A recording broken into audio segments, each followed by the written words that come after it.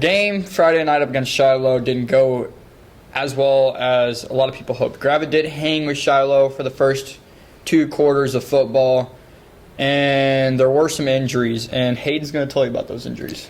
Okay, so you might be wondering why we have the number 5 helmet here today, and that's because Ian Drake, on the 10th play of the game, turned around thinking Cy Hilger already threw the ball, and he fell down awkwardly on his right knee, or his left knee. It was his left knee. On his left knee, and they believe he tore his ACL, MCL, and LCL. He went and got a MRI the other day. I don't know what they saw from that yet. And also, on the 72nd play of the game, myself was injured. I had a concussion, but I think I'm good now. The point is, a lot of injuries to both my co-host and one of our friends, and we just feel like we should, as us being friends and teammates with him, we should say we hope him a speedy recovery so he can be back next season. Ian Drake is a key player in Gravette's offense. He has been all year.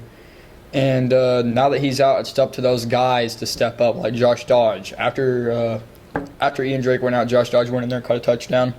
He had a great game after. Yeah, and I just feel like it's up to the guys to step up into the shoes of Ian Drake and just fill the position and make the team better.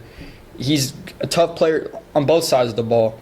Ian Drake is a great player, but it's gonna be rough. I had something else I was gonna say.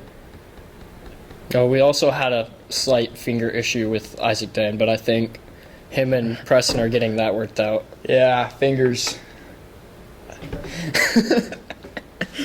All right. Any other things? They're editing all this. I mean, we just gotta calm down and pause for a second. Oh yeah. Okay, let's start talking about Gentry. Okay, 3, 2, 1. So one of the things about this rivalry week, because it's rivalry week, everybody knows that. Everyone loves rivalry week. And one of the things that I feel like is going to be great is that Gravette against Gentry. And everyone knows that we're picking Gravette because we're on the team.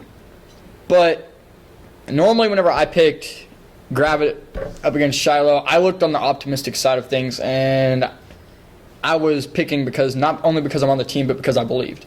Well, we're going to give you a couple things like keys to victory that Gravette can do, a couple different things like that, scenarios that could get Gravette into a 3-4 seed, just different things like that.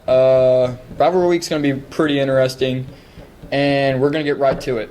So, Hayden, how could Gravette become a 3 seed? Gravette could become a 3 seed by beating Gentry and Prairie Grove losing to Lincoln.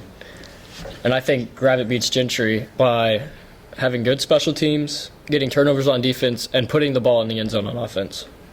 Those are things that, you have to be able to do in a football game. Cy Hilger, everyone knows he's going to move the football.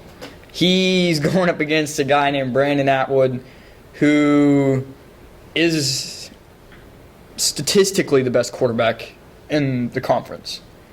Right? Yeah. And in reality, from what I've seen, he only makes plays with his legs. He's Lamar Jackson type player, right? Runs the football. Whenever something happens, gets out of the pocket, scramble drill, make something happen. Gentry has speed in the slot, and Zach Jarnigan. They have good players, but I feel like Gravette's offense is just they have really good